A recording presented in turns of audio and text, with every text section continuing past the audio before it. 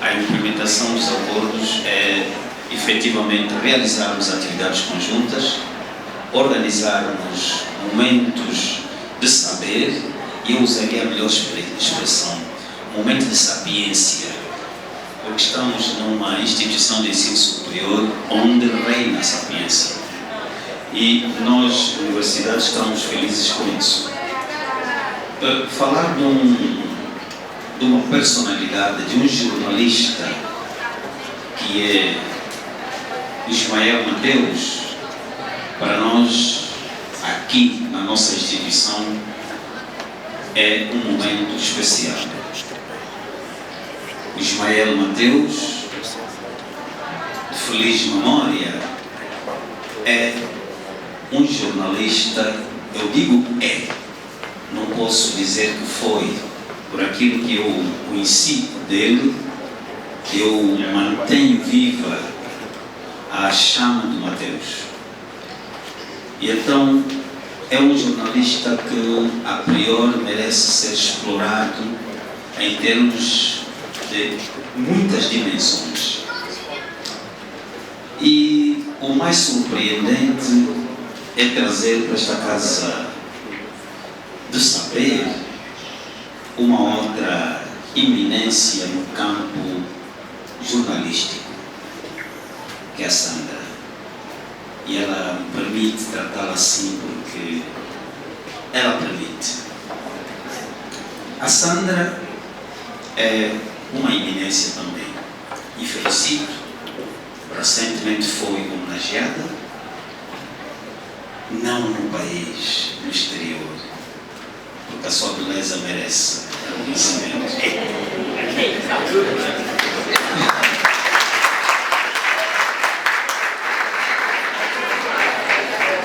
Então, trazer esta figura para quando começaram a negociar conosco este momento, eu nem sequer pestanejei, senti-me feliz. Tanto para os professores, é um momento de confirmação do nosso saber na área da comunicação, porque é uma especialista que vai falar conosco. Para os estudantes, eu chamo sempre a atenção aos estudantes no concernente ao processo de aprendizagem. Todos os dias nós aprendemos, mas é preciso aprender, mas aprender bem. Falar para estudantes do ramo da comunicação, creio eu que merece essa relevância, porque devem ter mais cuidado na expressão, mais cuidado na comunicação, uma linguagem mais apurada, tanto escrita como falada, quando se fala de níveis de comunicação ou de linguagem, porque um comunicador é um transformador, um comunicador é um formador, um comunicador deve ser uma referência. Quando o comunicador abre a boca, deve dizer, não é fazer barulho, deve dizer, não é fazer ruído. Nós temos que entender como interlocutores, como veitores, como emissores e receptores, a linguagem no nosso ouvido como algo construtivo. Colegas, minhas senhoras e meus senhores, o meu muito obrigado pela vossa presença nesta manhã aqui neste auditório.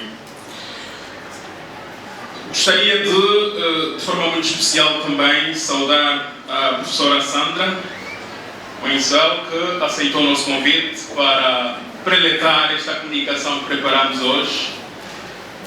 E mais do que as palavras do professor doutor em relação à nossa selecionada, eu dispenso comentário, mas gostaria de partilhar convosco também uma informação de que a professora Sandra também foi minha professora e coincidentemente foi a presidente do júri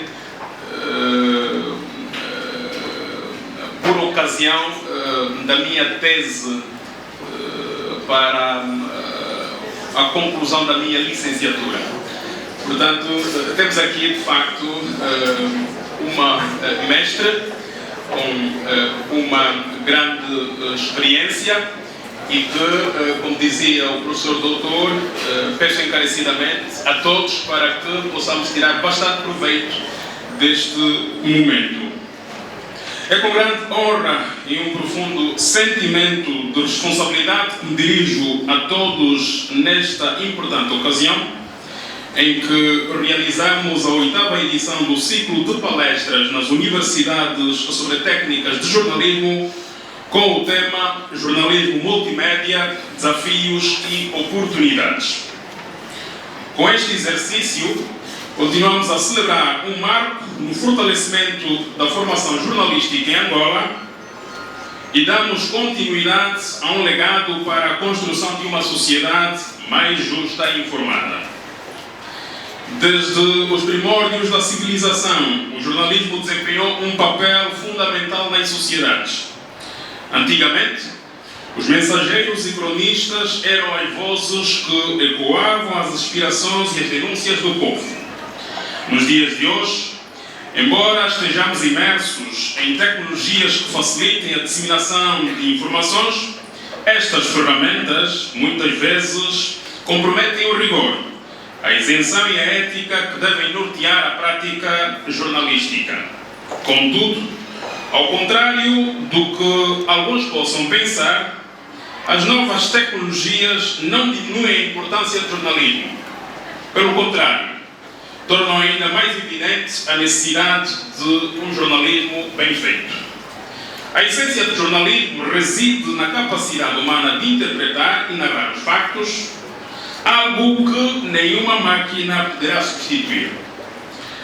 Não há tecnologia que se equipare à análise crítica, à empatia e ao rigor criativo de um jornalista comprometido com a verdade. Por isso, o CEFOJOR assume o compromisso de continuar a percorrer o país, inspirando e capacitando os estudantes e aspirantes à profissão de jornalista. Caros estudantes, queremos assegurar-vos de que estão no caminho certo. O jornalismo é uma profissão de grande responsabilidade. Cabe a nós, enquanto profissionais, interpretar os fenómenos sociais, combater injustiças e desigualdades e promover uma sociedade mais equitativa em que cada cidadão tenha acesso às mesmas oportunidades. Certamente, a existência e a proliferação de meios como smartphones, tablets e outros mais podem levar muitos a crer que a posse destes meios é suficiente para se afirmar como jornalistas. No entanto, enquanto academia, temos o dever de continuar a educar e despertar nos nossos estudantes a consciência sobre a importância do aprendizado contínuo dos princípios, conceitos e teorias da comunicação social e do jornalismo em particular. O desafio das fake news não é apenas um obstáculo, mas também uma oportunidade para os jornalistas reafirmarem o seu papel enquanto guardiões da verdade. Ao basearmos os nossos relatos numa rigorosa recolha, verificação e tratamento da informação, seguindo as orientações éticas, reforçamos a credibilidade do nosso trabalho. Caros universitários, neste ciclo de palestras, temos o privilégio de contar com a experiência de jornalistas veteranos que, com dedicação e entusiasmo, têm partilhado os seus vastos conhecimentos e vivências profissionais. Estes mestres, fonte inesgotável de inspiração, e o seu contributo tem sido para levarmos esta iniciativa a todas as regiões do país, promovendo um jornalismo que respeite os mais altos padrões e ética, bem como a qualidade. Mostrava-se ser alguém preocupado com o país, alguém que quis participar nos processos que levariam ao progresso, ao desenvolvimento do país. Emancipa-se. E a emancipação aqui que me refiro é justamente nesse sentido da construção da cidadania.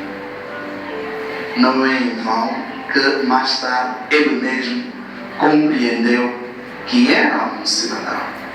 Porque um cidadão é aquele que participa, que se envolve e que se interessa por tudo aquilo que diz respeito à sua pátria.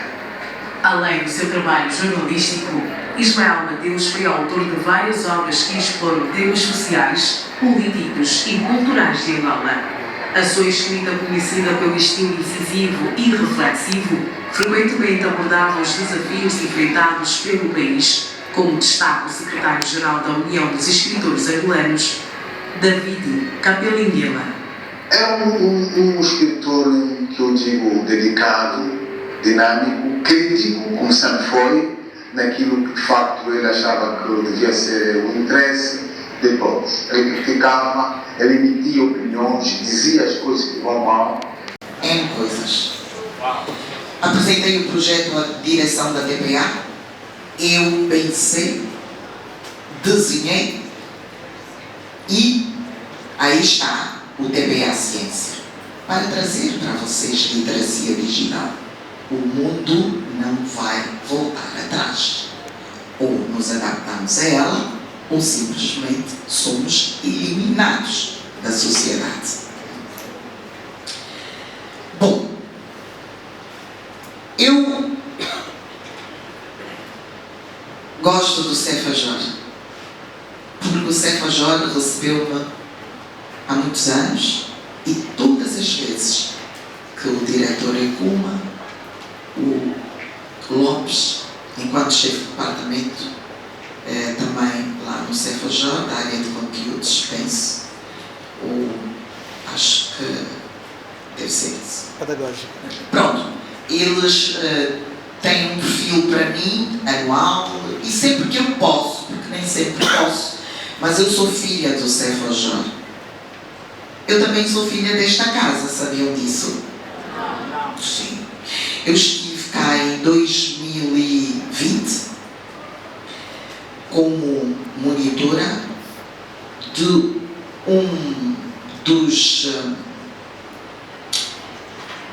no curso de mestrado e vim dar mesmo a disciplina multimédia. Foi a minha primeira experiência e até hoje os primeiros quadros desta casa formados no curso de mestrado foram meus estudantes, continuamos ligados. Muitos deles pediram-me para orientar os seus trabalhos de curso, mas eu não pude, porque também tinha outros compromissos. E eu penso que para orientar um trabalho de fim de curso eu tenho que ter alguma validação ao nível da instituição e é assim que se faz. E como eu não tinha, eu vim apenas para dar aqueles módulos e depois desfiz-me do vínculo, mas esta casa é uma casa que eu respeito, que também me recebeu com muito carinho, tenho muito boas referências. Ismael Mateus, quem é este homem? É tão somente o meu professor de licenciatura, ele foi o meu professor na disciplina de análise de mídia. E acreditem ou não, normalmente os homens de ciência negam a existência de Deus. É um paradoxo. Mas hoje as coisas mudam e nunca tenho vergonha nem o receio de dizer que eu aceito Deus. Então é verdade que a Bíblia, que é o nosso modelo, o nosso guia, diz que o mundo foi feito pela palavra. Não vim dar palestra religiosa, estou só a explicar. O mundo foi feito pela palavra, e é verdade. Porque há coisas que nos são ditas que elas acontecem pela palavra. Ismael Mateus, meu professor, um dia entrou numa sala de aulas, num dia normal, olhou para mim e disse, eu estava a conversar, era uma turma, a primeira turma de comunicação social da Faculdade de Ciências Sociais, e todos os estudantes eram profissionais. Deixa eu só dar-vos alguma referência. Naquela turma estavam Ernesto Bartolomeu, Analtina Dias, Justino Guetti, Mara Dalva, Paulo Miranda, enfim, os gurus da mídia, de todas as áreas. E eu estava distraída. A Analtina sentava-se atrás de mim. What do you see?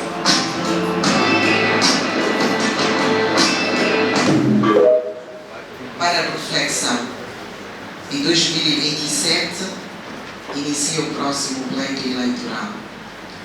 Muito cuidado com a adulteração de imagens, textos e até áudios. Pode passar o próximo slide.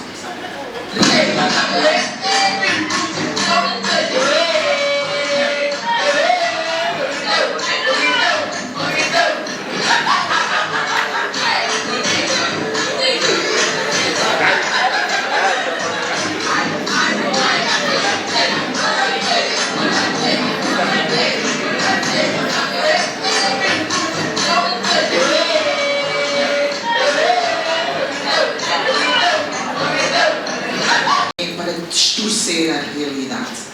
É um jornalismo contrário àquele que você está a aprender em sala de aula. Disse-me que está no primeiro ano, certamente terá recebido já a orientação do básico do jornalismo, checar as fontes, ouvir as duas partes e nunca tirar partido de nenhuma delas. Isto é o que nós aprendemos logo no primeiro ano sobre jornalismo. Mas também acredito que, como estudante do primeiro ano, terá já tido a oportunidade de ter contacto com uma disciplina que fala sobre ética e deontologia profissional. O jornalismo, eu falei das questões de regulação a nível do digital, que estão em estudo, mas devo dizer que na área do jornalismo existem já leis de penalização para pessoas que cometam crimes. E estas pessoas, nós conhecemos jornalistas que foram parar às barras do tribunal por causa das inverdades. Às vezes temos a máxima do jornalismo de que o que é mau é que é notícia e queremos publicar sem checar fontes, sem ouvir a outra parte ou queremos tirar partido daquilo para favorecer um ou outro. Relativamente às deepfakes, como diz, é claro que é mau. E eu falei de algumas, porque estamos aqui, teria o dia todo para falar sobre outras formas de verificação de deepfakes. O que é que eu trago? É o despertar desta realidade, deste fenómeno que não volta atrás, pelo contrário, está a melhorar. E nós, enquanto agentes de comunicação, nós devemos ter atenção. Isto é um fenómeno que está aí. E vocês são partícipes desta sociedade para moldá-la da melhor maneira possível. São vocês que devem, nos vossos fóruns de discussão familiar ou onde quer que seja, defender a verdade como um princípio básico da cidadania e do jornalismo em particular. Eu vivi esta experiência e eles são muito bons nisso. O Ministério da Comunicação Social, Ciência e Tecnologia tem um departamento de info. Estamos em bom caminho. O que é que eu devo dizer? Angola evoluiu muito para a questão tecnológica. Nós estamos à frente de Moçambique. Nós estamos à frente de Moçambique. Eu já não me lembro de um outro país. Estou a falar dos PALOP. Relativamente à questão tecnológica. Nós somos um país que evoluímos muito do ponto de vista tecnológico. Estamos a evoluir muito no que diz respeito à expansão da rede de internet, mas estamos muito baixo em relação à questão da literacia. O que eu quero com isso dizer? O avô que está no Lumbalanguindo, por exemplo, ele tem um telefone, se calhar até um smartphone, que se comunica com o filho que está em Luanda, que é o Icuma, por exemplo. Pai, como é que está? O Icuma comprou um telefone para o pai, para falar com ele, o que é meu pai, conversarmos bem, como é que estão aí, mostra como é que está a nossa lavra, aqueles detalhes que só nós das províncias sabemos, né? Eu quero que o meu pai tenha um smartphone, porque eu não posso estar lá sempre. Mas o meu pai tem que ser educado que existem fake news, deepfakes, que existem estes malfeitores. Esta onda de hackearem os WhatsApps. É triste saber que até pessoas com algum perfil social estão a cair nesta. Isto é falta de literacia. Nós precisamos educar mais as nossas comunidades do digital, que é novo, para que possamos ter uma sociedade segura do ponto de vista digital.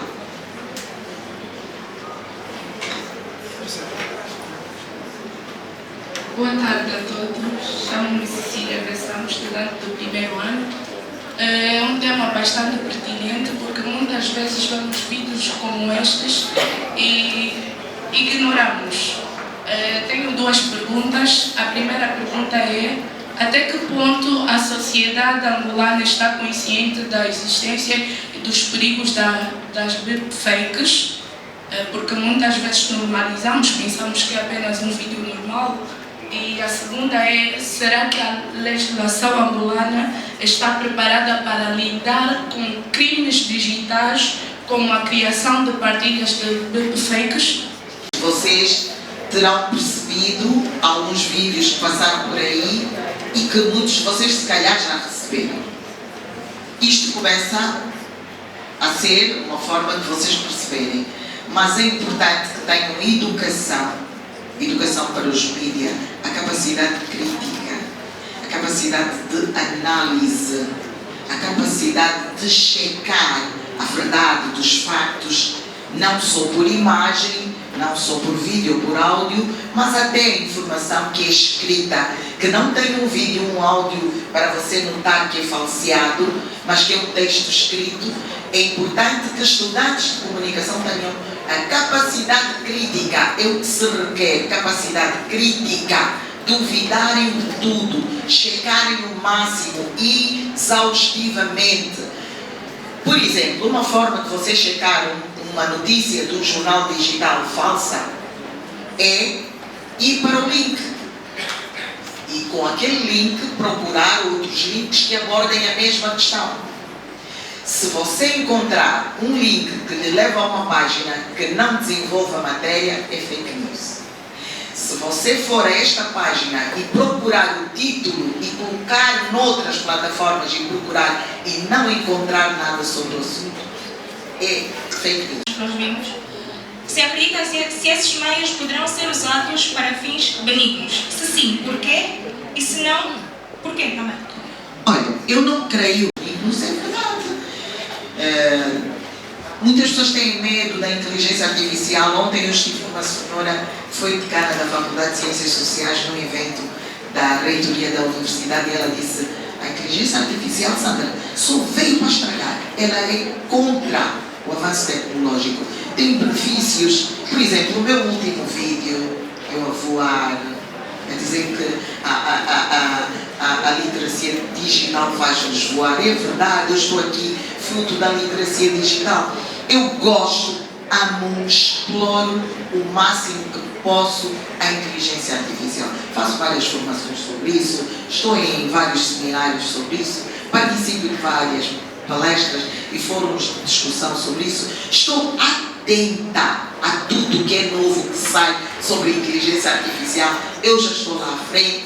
Então tudo isso pressupõe dizer que ela tem um lado benéfico e é como tudo, tem um lado mau. Há o bom e o mau jornalismo. Há o jornalismo que os brasileiros chamam jornalismo marrom, que é o sensacionalista, mas há o bom jornalismo, que é esse que vocês e eu fazem, não é? Nós fazemos este bom jornalismo, certo? Sobre as notícias falsas? Tem estado a ser, do seu jeito. Esta é uma questão que nem os grandes países como os Estados Unidos, onde se notabilizou o termo fake news, na verdade são notícias falsas, e foi durante a campanha do primeiro mandato do presidente Donald Trump que se notabilizou isso e passou para a ciência. O dicionário Collins de Londres, do Estado britânico, assumiu como um termo que se pode usar, e nós vamos falando, mas no fundo é a falsa notícia. Há um professor da Universidade Autónoma de Lisboa que me disse: Sandra, se é notícia, não é falsa. A notícia é sempre verdadeira. Os radicais. Mas pronto, existe aquele outro lado de falsear notícias. O que é que eu quero com isso dizer? Que nós temos que nos adaptar à realidade e, mais que tudo, estudar sobre isso, pesquisar o máximo sobre os fact-checking, formas de detectar as falsas notícias. Eu volto à abordagem sobre literacia digital. Não é puxar a brasa para a minha sardinha, mas é a realidade. Se você não conhecer, muitos de vocês hoje conheceram uma realidade que nunca tinham visto, nem ouvido falar. Porquê? Porque veio alguém que vos veio transmitir esta informação. Se a informação não é dada, se a formação não é passada, as pessoas não têm conhecimento, não sabem como se defender. Há uma máxima de que conhecimento é poder. Qual é o caminho? Como eu disse na minha conclusão, literacia digital. O que é literacia digital? É alfabetização digital. Nós aprendemos a manipular este telefone porque alguém nos ensinou e porque fomos curiosos e descobrimos muitas coisas que ele faz. Assim como estamos a aprender sobre a inteligência artificial, temos que ser nós em busca da verdade e dos bons caminhos que nos levem ao bem fazer. Tudo isso passa por redes sociais. Portanto, este é o jornalismo multiplataforma, onde o tradicional não é descartado. Há apenas o casamento perfeito entre as mídias. Bem, obrigado, professora Sandra. A Esmeralda foi a última participante dessa interação com os estudantes. Penso que ela pode continuar. Sigam a professora nas páginas que ela tem nas redes sociais e podem sempre questionar e fazer comentários sobre vários assuntos que a professora aborda nas suas redes. Mais uma vez, professora, muito obrigado. E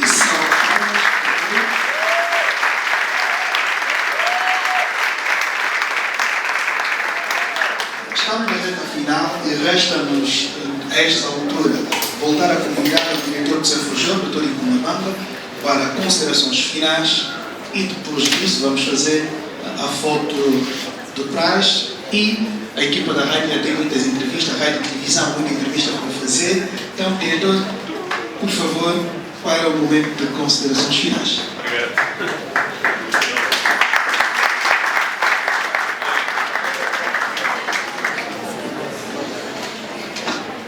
Bem, primeiro, agradecer à professora Sandra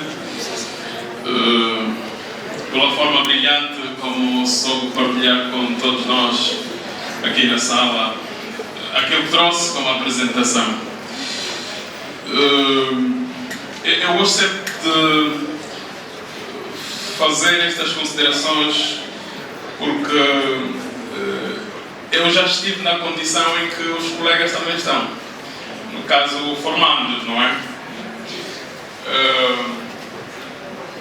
E eu compreendo um bocado alguma ansiedade, alguma preocupação,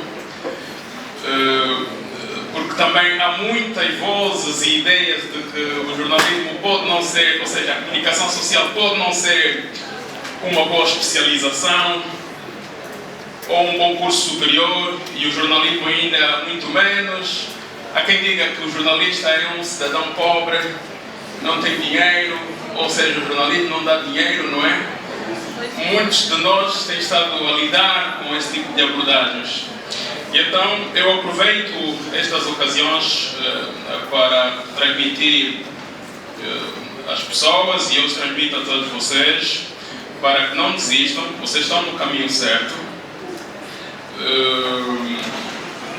Eu, como disse na minha primeira intervenção, eu também fui estudante do curso superior das Ciências de Comunicação da Faculdade de Ciências Sociais da Universidade Agostinho Neto, mas antes passei pelo CFJOR. Eu faço parte do terceiro grupo do curso profissional de jornalismo que o CFJOR lançou em 2012. E por tudo aquilo que foi abordado aqui, o que eu quero partilhar convosco é que não se limitam ao que recebem nas salas por parte dos formadores, dos professores. Sejam ousados, sejam, digamos que, curiosos, como disse a professora Sandra, porque a profissão que vos aguarda exige mesmo, portanto, estas habilidades. Curiosidade, necessidade de buscar sempre algo diferente, porque nós estamos a estudar as ciências sociais, e as ciências sociais exigem que, de quando em vez, e quando tivermos argumentos, até possamos trocar impressões com o professor, para provavelmente elucidarmos o professor de que ele defende uma teoria, mas há outras teorias, há outros conceitos. E a universidade coloca-nos este desafio. Sejam curiosos também em perceber que é de cedo que devem começar a adquirir outras habilidades, no sentido de, quando terminarem a vossa formação superior, por exemplo, já tenham noção sobre como se edita um áudio, sobre como se edita um vídeo, não é? Porque isto é muito importante, caros colegas. E isto é para entrar já na componente multimédia. Eu, quando fui formando no CFJOR, uma das condições que fez com que a direção do CFJOR me convidasse a integrar o grupo de trabalhadores da Rádio Escola, na altura apenas 3 trabalhadores da Rádio Escola, ou seja, a Rádio Escola não estava propriamente fundada ou lançada, era uma rádio que apenas emitia música. Um dos requisitos que fez com que eu fosse selecionado é porque eu já dominava, portanto, o trabalho com alguns softwares, mais do que propriamente colocar voz, já sabia editar, portanto, os meus trabalhos. Saía para o campo para colher matéria e chegava e não precisava depender de um técnico, não é? Já tinha noção de poder trabalhar numa mesa de mistura, e isto acabou por fazer a diferença. E porquê é que eu consegui este feito? Porque sempre que terminassem as aulas, ao invés de eu ir para casa, juntava-me aos colegas que já estavam lá na escola a praticar a técnica. Então aprendia com eles. E no final, portanto, já tinha esta habilidade. E eu sei que, por exemplo, as instituições procuram por profissionais, digamos que, com capacidade de fazer múltiplas tarefas. E a professora falou um bocado sobre isto, não é? Há 10 anos, quando, por exemplo, houvesse uma necessidade de se mandar uma delegação da Angola, que é a nossa única agência que temos cá, quando houvesse necessidade de cobertura no exterior do país, provavelmente iam 4 a 3 profissionais. Ia o jornalista, no caso, provavelmente mais um responsável da área técnica, e não menos importante até se calhar um cameraman, e na televisão não era diferente. Mas hoje, e fruto da racionalidade e também da celeridade que a própria dinâmica do dia nos coloca, em cada um destes órgãos, em caso da televisão ainda é possível irem 2 profissionais, mas a rádio, a Angola, por exemplo, só destaca um profissional, e este profissional tem de saber fazer um pouco, portanto, de tudo. Eu sou também membro fundador da Rádio Mais. E porquê que constei da lista dos profissionais que fundaram a Rádio Mais? Exatamente porque eu tinha estas habilidades. Na rádio, por exemplo, há a possibilidade, em alguns casos, de termos um estúdio tradicional, em que temos o locutor, o apresentador de um lado, e do outro lado temos o técnico. Mas hoje, e cada vez mais, as rádios estão a optar em ter estúdios auto-operados.